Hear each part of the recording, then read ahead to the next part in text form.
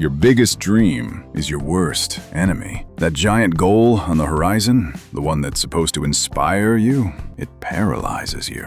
Build a business, write a book, get in the best shape of your life. Your brain looks at the distance between here and there and it just shuts down. The reward is too far away. The work is too massive.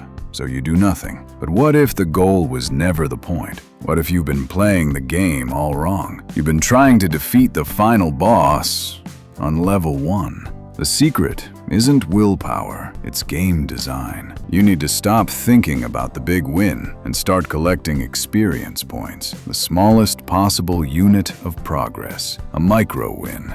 Your brain isn't designed for marathon efforts with a single reward at the end. It's designed for a tight feedback loop. Action, reward, repeat. This is the loop that social media hijacked. A micro win hijacks it back. One push-up, that's 1 XP. Meditating for 60 seconds, that's 1 XP. Writing one single sentence, that's 1 XP. The action is so small, you can't say no. And when you do it, you get a hit of real, earned dopamine. You didn't consume, you created. You didn't scroll, you acted. And suddenly, you want to do it again. That's the start of a snowball. But this isn't just about feeling good. This is how you rewrite your identity. An identity is just a story you believe because you have proof. And every micro win is a piece of proof, a receipt. You're not a person who wants to be a writer anymore. You are a person who wrote today. That is no longer a dream, it is a fact. These receipts pile up.